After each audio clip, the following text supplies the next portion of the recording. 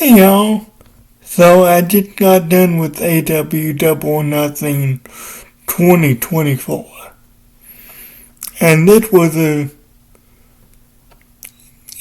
really good show. There was some results that kept me gasping, that kept me a bit frustrated and scratching my head, but I'll get to them. I'm gonna try to be as thorough as I can with this. So starting out, we got a match that I was really looking forward to. We got Will Ospreay versus Roderick Strong for the international championship. And I'll talk a bit. I think something big is happening with Will Ospreay. It's not the AW championship, but it's something I haven't heard really anyone talk about. Because when this match happens regardless, it's gonna be a huge match, the colossal match. But I'll talk about that when I talk about that. Like I say, it's the match I was looking forward to. This was a match that Dada Fat Page, Ross Bay, tried to take out the Kingdom, tried to take out the Yankees of the Kingdom, Mike Bennett and Matt Taven, I think Matt Taven may have been Reed, I don't remember, but I'm just gonna say it was Matt Taven because I don't remember. So let's try to take them out. They get the upper hand. They start damaging them, start throwing them into barricades and such. Because you sort of knew it had to be this, because I don't think there was a doubt in anyone's mind that Will Ospreay was winning this match. See, I spoil it, but yeah, I don't think there was a doubt in anyone's mind that Will Ospreay was winning this match. Roderick Strong is fantastic. He's fantastic. He has one of the greatest opening matches I've ever seen with Matt Riddle at TakeOver 25. I encourage you to watch that. It's fantastic. My mouth was on the floor when I first watched it. I wasn't hyped for this match, but I said, this may top Kurt Angle versus Rem Trey on SummerSlam 2002 for opening matches. But that match was longer. So, and I could watch it live, so there may be that. But anyway, this match was not quite among those great, I would say, but it was still really good. We got some backbreaker yak maneuvers, some tension, some dissension with the Don Callis family, and we got Jatardin in action. Funny enough, I talked about Kurt Angle and Rey Mysterio, and specifically that match.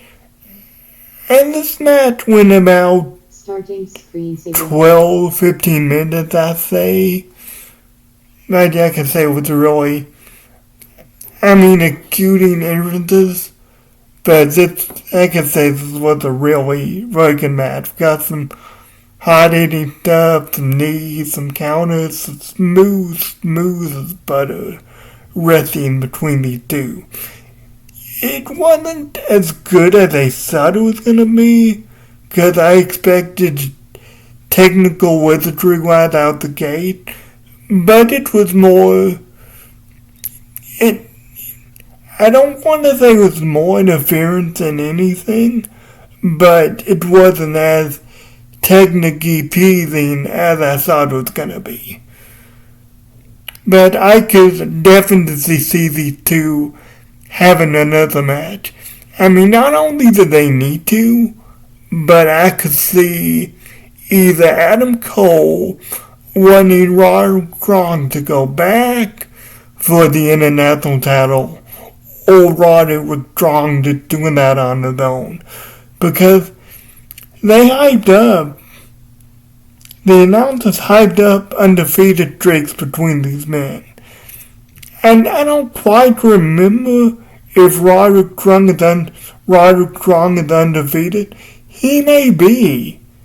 His biggest challenge that I can remember, I mean outside of title feuds and Orange Cassidy, but his biggest challenge that I can remember came in the form of Chris Jericho. I didn't expect him to beat Chris Jericho, but in his first night with the company, him and Chris Jericho had a Fall Count Anywhere match, and Roderick Strong won. Not only was that a great match, but Roderick Strong won. But it was a good showing for Roderick Strong. So he may be undefeated. Outside of this one loss, I know Will Ospreay's undefeated. They made a big deal of saying that, and it's not surprising to see why. But yeah, Roddy may be undefeated. That'd be interesting if they go back to that.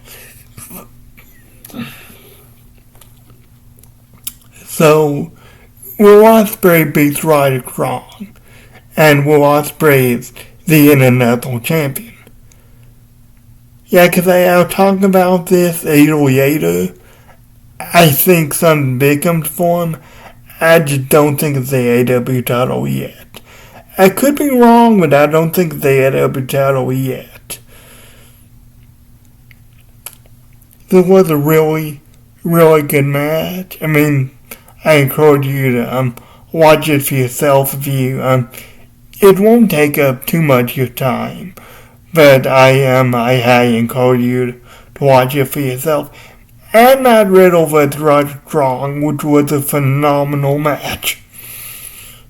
But yeah, I could see them run this back, because these men just have more in them, I feel. I mean, not only do I feel that, I mean, you can see that if you watch into the works prior to this. But Ospreay won, and he's the new international champion. It'd be interesting to see what happens there. It'd be interesting to see if he's a fighting champion, like Orange Cassidy would, like open challenge after open challenge after open challenge. That'd be fun. I mean, that'd be fun. I don't expect any of them to beat him, because Ospreay just on another level, maybe compared to anyone inside of AW, maybe outside of Kazuchika Okada and Kenny Omega, and he's beaten both of them. So he may be the greatest wrestler in the world right now. But it'd be interesting to see how that shapes up. Next up, we got a trios match. Death Triangle, Penta, Ray Phoenix, and Pac versus the Gun Boys, and I'm not gonna call him the other name, and Jay White. How sad is it that I couldn't think of Jay White's name? I mean, I'm just forgetful sometimes, but how sad is that as a commentator? Jay White's run in AW. Better for Jay White, please. But this was for the trio title, the unified trio title. This was for them. So it was fine for what it was. I mean, I think all of us all of us would have preferred a Pac versus Jay White match. Maybe get Jay White a huge win, get him back on track. I thought that was going to happen with Darby Allin when he got his singles match with Darby Allin. I was like, alright, that's fine. You're going to do something with Jay White that's worthy of him. Because if you see him in Japan, this man is a beast. And this man is god-level status in New Japan. He beat Kenny Omega and Kazuchika Okada with relative ease. And he came in the company and beat them almost straight away. I just cannot fathom why they're not doing more with him. Why they're not capitalizing on him. Now, I know what I said last time. They don't want him in a big feud, big title victor main event. If he's not winning, they don't want to send him on a huge singles run if there's nothing at the end of the rainbow, if he's not winning the world title. But come on, I mean, Jay White, I mean, you've got to have something better for him than this. So, I'm hoping, Jay White did pin Pac, so I'm hoping this leads to a Jay White versus Pac match. Maybe for a number one contendership, I don't know, but even outside of that, I'm just hopeful for a singles match between them where Jay White really gets to what he can do. But like I say, this match was fine for what it was. It was like, 10, 15 minutes also, 12 minutes maybe, getting entrances. But yeah, Jay White and the Gun Boys, they retained the tag team titles. So, I mean, I couldn't care less about the tag team titles, but I could not have cared less about them since the Elite won 3 trips of them. But, well, that's not technically true. The Elite won 3 trips of them, and then they had that great 7-match series with ironically with Death Triangle. And they won, and then they, I forget how they got them, but they did. And they just haven't had any relevance since. But yeah, that's my 2 cents on that. Next up, we had the triple threat match for the F2W title for the World Championship, as Jericho dubbed it. You know that's not what that means if you watched ECW back in the day, but again, I'm not going to say what it means either. But you got a triple threat match between these men, and it was really good. Yeah, it was a hardcore match, by virtue of being an FTW match. It was a hardcore match. We had dives being thrown at people, Jericho being suplexed on dives, everything like that. All the thoughts we had. I don't know if that was a botch or not, but if it was, they covered for it really well. Hook and the participants of this match were Hook, Sonata, and not Sonata. Kabasi, however you say the name, I don't know. I'm gonna get roasted and whoever sees this probably. But, Sabata, not Sonata, Sabata. Okay, you had Hook, Sabata, and Jericho in this match. And you had Hook and Sabata on the top rope. And Sabata's gonna give gonna give a super kick to Hook, like a T-bone or something. And Jericho's on the table. So they flip, they go off the top row for the super kick T-bone thing, and Hook whips the table. I mean, Hook misses it. It looks like they over-rotated a bit, but I don't know, maybe that was supposed to happen. And the table just falls. The table just falls on the side, just collapses. And I can say, if that was a botch, they covered for it well. Because almost immediately after that, Jericho gives up because it didn't really hit him in any significant way. Jericho gets up, sets the table up. Sabata sends him through the table a second later, so we get that table break. Yeah, because I am 99% sure it was a botch, maybe. But, yeah, I can say that covered for it well. And I can say this was a good match for what it was. You had some good Hook, Jericho interact, then you had some good plunder. You had Jericho leading the Judas Effect, Big Bill get involved. Brian Keith, who's a new disciple of the Yearning Tree, I guess. Brian Keith get involved, and he puts a trash can over Sonata and hits him with a senton while he's in the trash can. Jericho hits the Judas Effect on Hook, and this was interesting. I picked up on this. In the previous match between Hook and Jericho for the FTW title, when Hook was the champion, Jericho hit him with not one but two Judas Effects, and Hook kicked out. He had to hit him with the baseball bat to put him down. He had to beam this guy's head. So, I got my train of thought there for a second, but yeah, he had to beam this guy's head. But this time, Jericho hits Hook with the Judas Effect and chooses not to even bother with him. He just covers Sabata for the 3 count.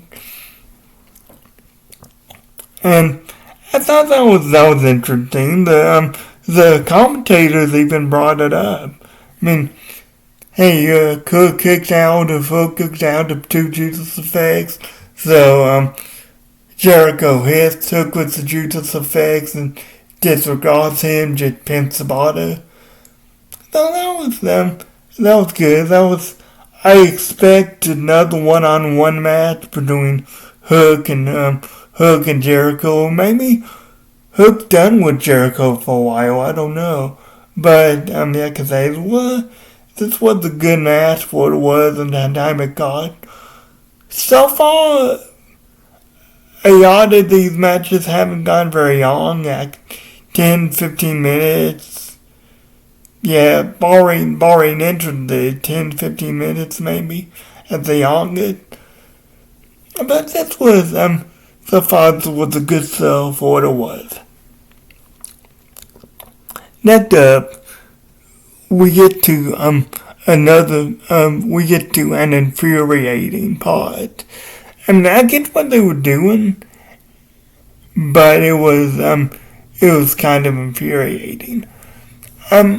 We had Kenote Takeshita versus Jon Moxley for basically the number one contendership, the IWGP title. Moxley's IWGP champion. And we had that. And on TSN, Jericho had put, Takeshita had put Moxley's arm, I guess, in the stairs. I didn't watch TSN on it, but Takeshita ended Moxley's bicep. He's ended Moxley's arm. He put him in tilt death or whatever and crushed him correct them between it or whatever.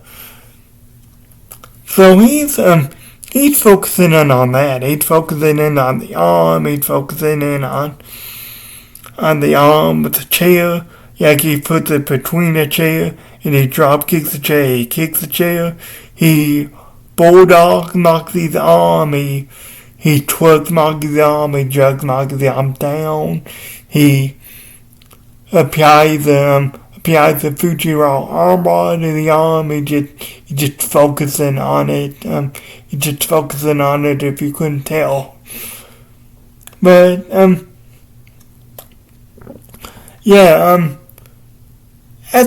toward the beginning of this match, I was thinking, well, it's kind of lame, kind of wonky that Takeda had to beat an injured Moxley.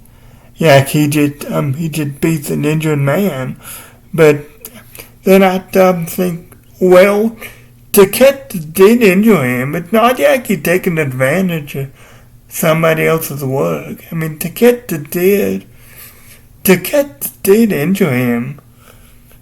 And I was 99% sure that Takeda was winning. But I thought, man, can you imagine if Takeda uses? Can you imagine if Takeda can't even beat an injured Moxley? With all the damage he had done, all the attack in the arm, all the forearm, all the knees. Can you imagine if Takeda does not beat him and Moxley just beat him? I don't know what to say to that. So Moxley beats him. There's no better joke I can make. Moxley beats him. Moxley catches him with a paradigm flip, which Takeda does hit one, by the way. After hitting hit two finishes, one of his signature, I don't know how you differentiate them, but Takeda hits the paradigm flip. Hit Moxley's move, and Moxley kicks out. Moxley kicks out all the disputes, and Moxley beats him. Moxley catches him with the paradigm flip, and he just gets a 3 count. Now I should mention it's a little bit of a thing, but I kind of appreciate what they're trying to do. Don Callis is getting a little frustrated because Takeda can't put Moxley away. So Don Callis said to get a steel chair, I don't know what he was gonna do with it. Maybe abuse Thunderbomb or something. But Don Callis said, get a steel chair. And what happened is Takeda slides in while he sets chair in the ring, while he aids it in the ring, and John Moxley stomps him on the steel chair. Cup stomps him on the steel chairs and hits the paradigm tips and pins him. And the announcers were saying, oh mate, if he hadn't hit the done on Callis, he may be going into a fight for the WGP Championship right now. And I thought that was mildly interesting. I mean, that make up for the fact that Takeda couldn't beat him. But that was mildly interesting because what we've been saying with Takeda a lot, well, what I've heard other people say anyway, was, okay, Takeda needs to be capitalized on, Takeda needs to be capitalized on, Takeda Jack doing nothing with this, and he needs to be capitalized on. And maybe it's a happy coincidence more than the Ike, I don't know. But maybe the story is with Don Callis Takeda just directing this. I mean, Don Callis prides himself on having connections and building dolls up and everything, but maybe with Takeshita, him falling by the wayside was intentional. Because even towards the beginning of this match, I was thinking, I could see Takeshita joining the Blackpool Combat Club even before this year is over. I could see him joining the Blackpool Combat Club. That would be awesome for him. So they teased some decision between Knockouts and Takeshita. I don't know if it'll be followed up on, but they teased it. They put it out in the open. They acknowledged it. So maybe it'll be followed up on Motoyaki because they acknowledged it. But we'll just wait and see. But I can say it doesn't take away from the fact that Takeshita yawned and couldn't put Moxley away, even with all the abuse that he doled out on him. So, this was a great match. This was by far the greatest matchup, by far the best matchup at this point. Just a really infuriating finish. But while I'm talking about it, on to Ospreay. Now, Ospreay and Moxley, they had a rivalry in Japan. They had one singles match in Japan, one triple threat match in Japan. For the global championship, that triple threat match was for. And they were just focused on taking out each other. Not really winning the championship. They had a yell David Finney to pick the bone, so to speak.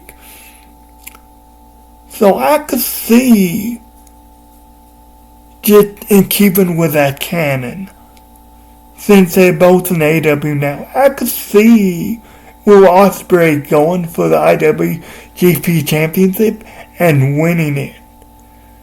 We may have a major, because Ospreay's one of the best wrestlers, if not the best wrestler in the world.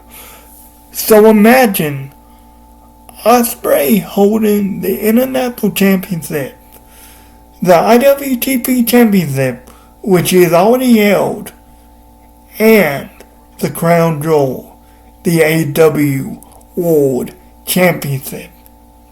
I can see that. I don't know how yucky it is, but I can see it. And that makes me happy. But I can say, regardless, when they do Jon Moxley versus Will Ospreay singles, whether it's for a title or not, and it doesn't have to be for a title, that'd be gravy.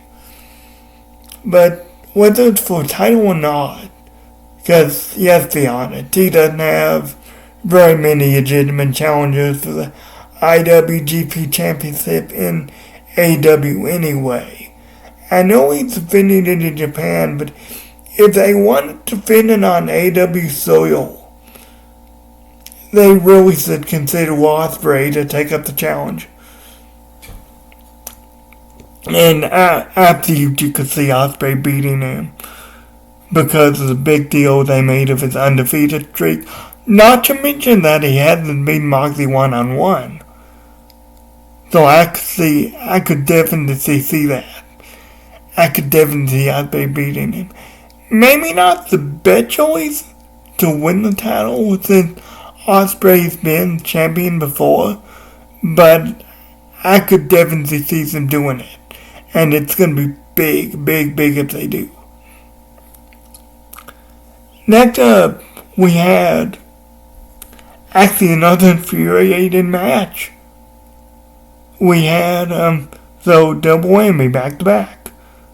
We had, I am forgetting something, I'm sorry. We had Serena Deeb versus Toni Storm.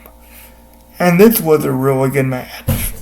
This was, it was really technical about Serena. This was really, I can't go through this move for move because I wasn't really paying that much attention on it. Yeah, I mean, I watched it, but I just didn't retain, any of the moves.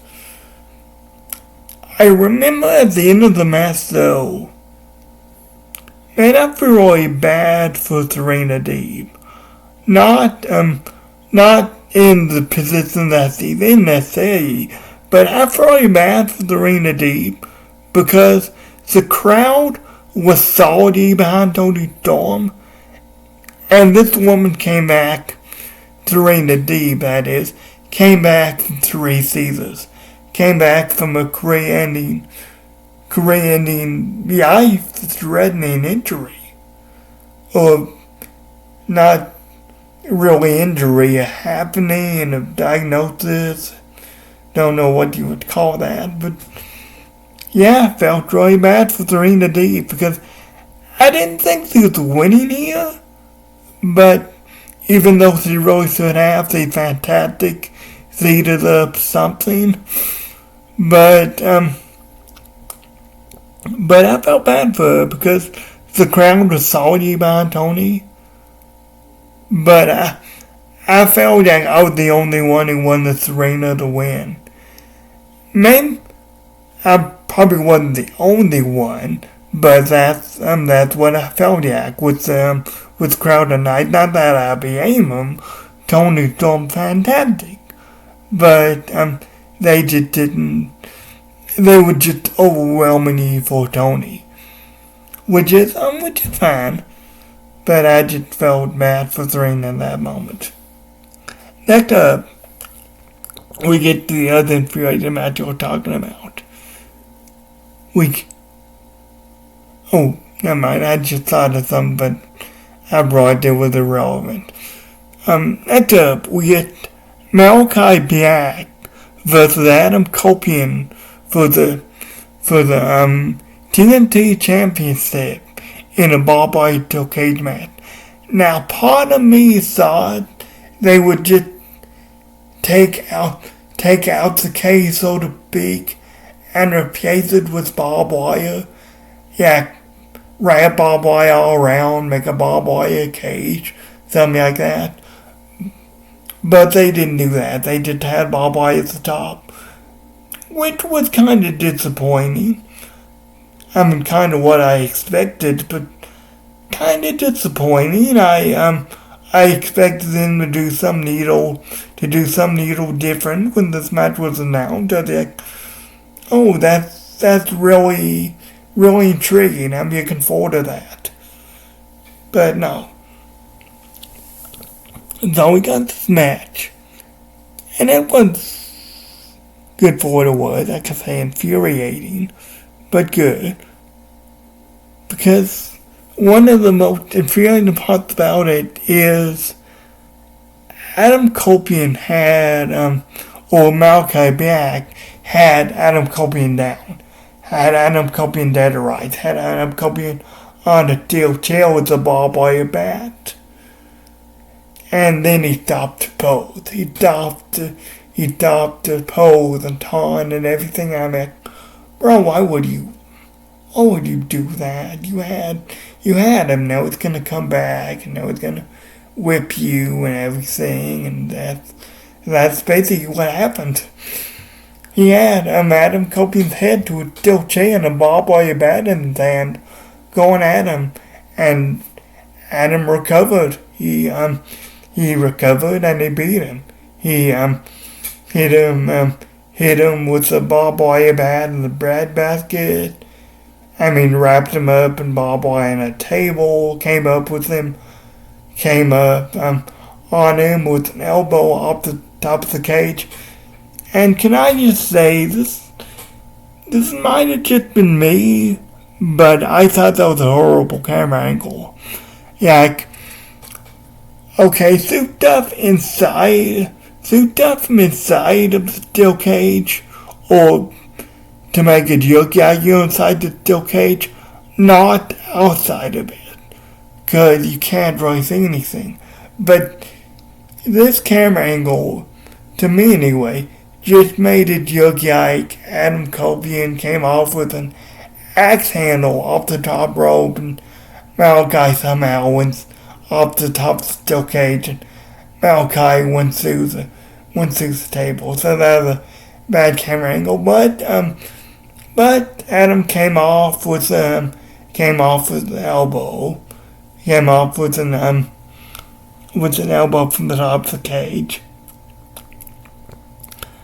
Adam get to the cage, get to the center of the cage. Malachi kicks the egg out from under him, and he crouches himself on the rope.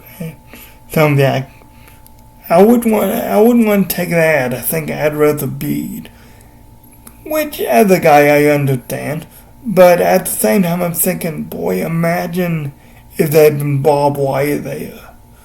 That'd have been a really extreme spot rather than a routine one that we see. That was just fantasy booking on my part, I guess. Just something wishing they would do something a little different with this match, because I mean, we don't see it a lot. Outside of, like inside the WWE, they've only done it once. So I've only seen it twice now. But yeah, then some of the infuriating part comes in now. Malachi kicks Adam Copeland out of the cell. And Malachi run at him. Adam Copeland hits a spear that House of Black come out, or at the House of Black, and they're paying it up, like, oh, this is 3-on-1 and everything. I'm like, oh yeah, he's gonna come back, and he's probably gonna win. I know how this goes. But the way he wins, it just, yeah. Cause I knew someone was gonna come out to help him. They have him wrapped in this barbed wire.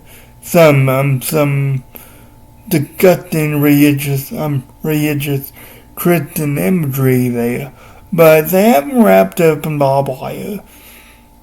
And, they have Malachi is about to do something nasty to him. I don't remember what. I guess it's a black mask, something I don't know. But then the lights go out, and Malachi's looking up at the ceiling like, oh, where's the blood that's gonna come down on me? But no, Gangrel comes up from the ring, and Gangrel single-handedly takes out Buddy Matthews and Brody King. Malachi eases them out with the black mask, but by then it's too late. Adam Copeland recovered, he spears him, and he wins. Now, okay, are you kidding me with this? I mean, Gangrel, who we haven't seen since maybe the 90s or early 2000s in the WWE, comes back, and you're expecting us to believe that he can handle top tier athletes, Brody King and Buddy Matthews, by himself. I mean, you expect me to be that? You expect me to believe that that's what's happening right now? So that was disappointing. Not only did I expect the match, did I expect the cage to be wrapped in barbed wire, but I expected Malachi to win. And he didn't. Edge basically won King in this match. He didn't use piano, he didn't use a weapon, he just used a spear to beat him. Now, okay, there's no reason to continue this feud. And probably not going to, because Adam Copeland got what he wanted. Adam Copeland got his wedding ring back that Malachi had stolen from him. So there's no reason to continue this feud. maybe they will, but there's no reason to. So I'm mildly interested, comatose, maybe whatever you want to say, in how they follow the story. But that would infuriate, and Malachi Black should not be using it like that. He should not be out there begging. He should not be out there. Yeah, he should not be out there wasting time. He should just be a killer. But yeah, he wasn't, and Adam Cole beat him. Adam Cole still the TNT champion. Next up, we get. Oh, did I say two things? There's actually three that kind of infuriated me, and I say third just kind of infuriated me because I think they were I think there was more to that after watching the aftermath. We had Mercedes Moné versus Willow. Mercedes gets big a aberrant entrance, and I'm like, oh yeah, she's definitely winning. But Mercedes gets big a aberrant entrance, and Willow comes back, have big old yucky entrance and everything. This was a tremendous match. This was maybe the best match up until that point. It's between this match and the other match. Between this match and Takeshita versus Moxley was the infuriating ending for the greatest match so far for me as a night. We get some really good power from Willow. She hits the Dr. Wyatt bomb on Mercedes on the apron. And I'm just like, oh, Mercedes is so good. She just flowing into Willow. She just fluidity with these moves. And it's a really good matchup to the point. I thought they'd be more different than there was. It'd be cut down more than there was, I guess. But this was a really great matchup to this point. Mercedes gets Willow out the ring, and Willow's selling. Willow's lost the will to fight. So Chris Statlander comes up from behind her and sees encouraging Willow, and Mercedes just takes out Statlander. Well, of course, doesn't set well with her. Mercedes just puts Statlander out the way, and that doesn't sit well with her. And she tried to grab Mercedes. She tried to hit Mercedes, all that, distract her. Mercedes, or Will, when Mercedes' back turned, she hits the Dr. Wyatt bomb on Mercedes, and at this point, Douki Hathaway and Chris Statlander is in the ring. At this point, I had no idea why. But they on top of the apron, they're arguing with the referee. Will has a pin. They're arguing with the referee. I'm like, why? What do they have to talk about? I mean, what do they have to conference about? What, can't the rep just throw them out here? What are they arguing for? So, as you can imagine, the distracts Aubrey from the pin. When she finally gets around to it, Mercedes kicks out up to 2. Mercedes kicked out up to 2.5 count. I'm like, okay, that was the aim there. I mean, I thought Mercedes was gonna win here, but I mean, you could have given Willow more begs than that. I mean, more begs than a distract and win. So the two women the two women wrestle for a while longer, and it's and like I say, it's a good match, good wrestling match. Then Mercedes hits the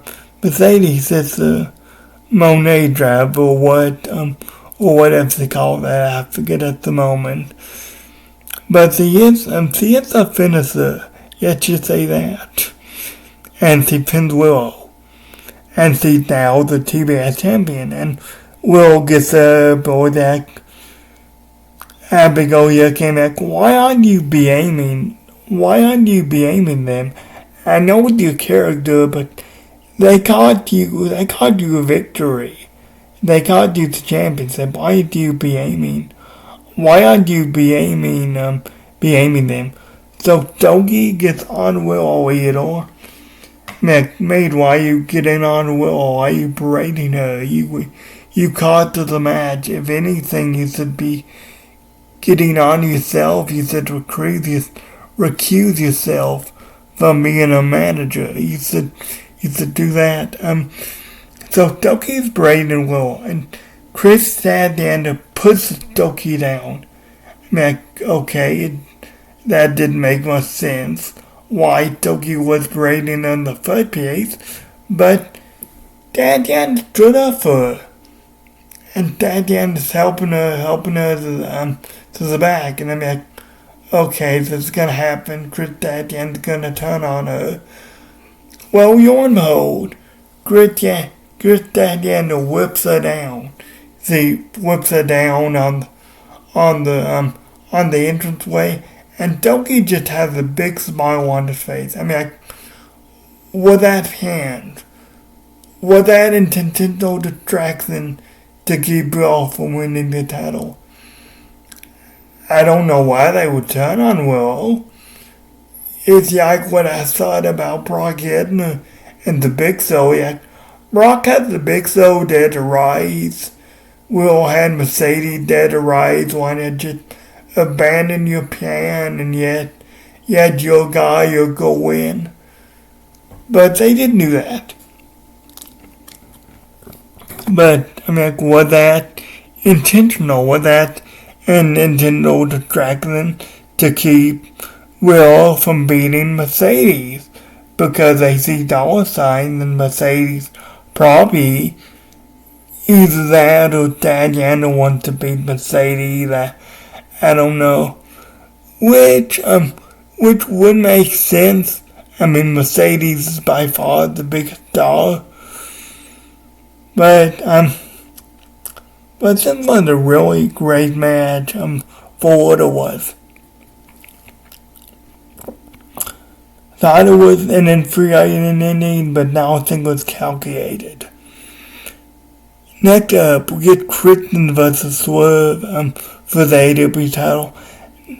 Now, I had to go to the bathroom. I didn't mean to do this, but I had to go to the bathroom, and I wasn't paying attention to the match anyway.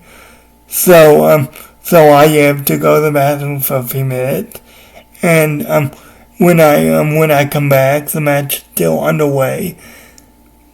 It's really solid. It's really you get Swerve careening and steel stab to get a Wayne Ward off the steel stab to get a kill switch. It's really solid stuff. Really solid stuff in the two, which is to be expected. But really solid stuff between them. Nothing to be all way or anything. But really solid between the two. Swerve hits a few house calls, Swerve hits a stomp, and beats them. Swerve retaining the AW title. Then we get to Anarchy in the Arena. We get to Bryan Danielson, Darby Allin, who's replacing Eddie Kingston, who broke the egg. I don't know if that is always the case to replace Eddie with Darby, but it was a great choice of the way. We get Ian Danielson and Darby and FTR, which I have to say this now or maybe I'll forget. Dax Harwood, I saw him in the ring for the first time in this match, and I was like, what's EC doing here? What is Tomohiro EC doing here? Because he wore his hands up to the weight. Dax Harwood did. And I'm used to EC doing that. I'm used to the EC body type. I'm used to the EC pants. Just seeing those pants on EC. Just seeing that body type from Tomohiro EC. So that was funny to me. But it wasn't Tomohiro EC. It was with Dax Harwood. But we get Team AEW dubbed by Kenny Omega versus the Elite versus Kazuchika Okada, Jack Perry, and the Young Bucks, Matthew and Nikki Jackson, as they call themselves, their God-given names, as they said. This was a really great match. This was really, really great. I mean, I can't think of what's the price of missing a yawn, but it was a really great match. You had the announcer doing what he normally does, saying, "Oh, crud the bell, it's a fan. It's time for the crutzo here." And he did that in every Anarchy with the arena, I think, at the tradition. But this was a really great match. It was wild, as you can imagine. If you've even seen one of these matches, it was wild. You had music playing through the brawling, some music, some final countdown, some Darby's music, whatever it is. And then you have the Young Bucks and Danielson yelling for respective music to be stopped and to play their own music.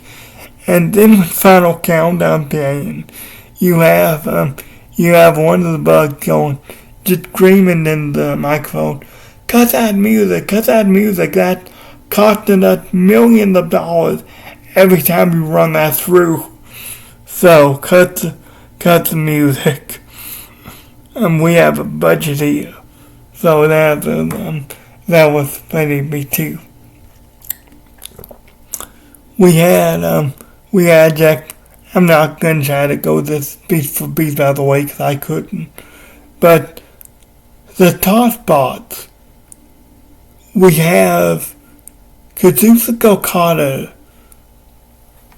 with Steve with thumbtacks on the outside of Steve.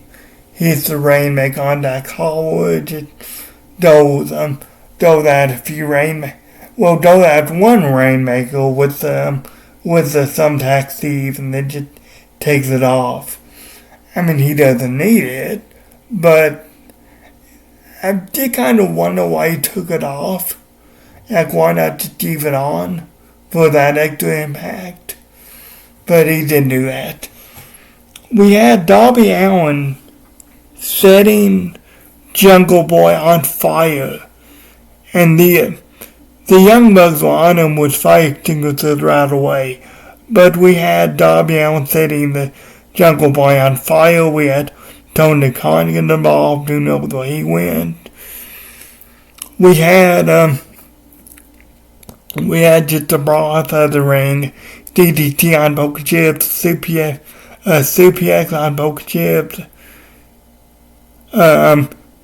Tony Khan driver on Poker Chips. We had Darby getting hog-tied, getting his yak tied in Wade, getting Raid in the Raptors as the Young Bucks hit his thumbtack hit the super kicks on Darby's broken nose. We had Jungle Boy driving a bus into Darby Allin, which was a good reference, which made me think that Darby Allin was always the pan, and the pan was always to take Eddie Kingston out of the match. But if it wasn't, then they did some really good stuff with Darby Allin. Darby Allin broke his nose. The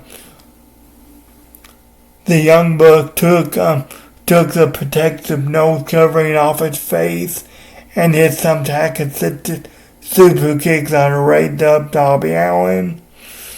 Jungle Boy tried to kill him with the bus again, which, imagine if that's what finally killed him. He said he's hit with a bus in New York City, and then he's hit with the second bus in Anarchy in the Arena. Imagine if that's what finally does him in. You had the Young Bucks knocking out Darby Allin, then dragging him to the elevator, and then yelling him down in the elevator, then yelling down the covering, the wall, yelling down the wall so Darby Allin couldn't get out, or so they thought. Like I said, this was just a really good match. You had, at the end, you had Kazuchika Okada hitting Bryan Danielson with the Rainmaker, and then the EVPs giving the EVP trigger to Bryan Danielson, and Jungle Boy coming in as Darby Allin, as Bryan Danielson is holding Darby Allin's hand, trying to get up. I'm trying to use him for years. Jungle Boy just comes in with a knee. Jungle Boy just hits Bryan with a knee, and Jungle Boy Jack Perry. He's not going by Jungle Boy anymore. Jack Perry pinned Bryan Danielson. He pinned Bryan Danielson, one of the greatest, if not the greatest wrestler in the world. And like I said, it was just a really great match. To end a really good Double or Nothing. Definitely not the strongest Double or Nothing, but a really good Double or Nothing. Some suspect decisions, but a really good Double or Nothing overall. Well, thank you guys for listening to my review, and I'll see you next time. I'll see you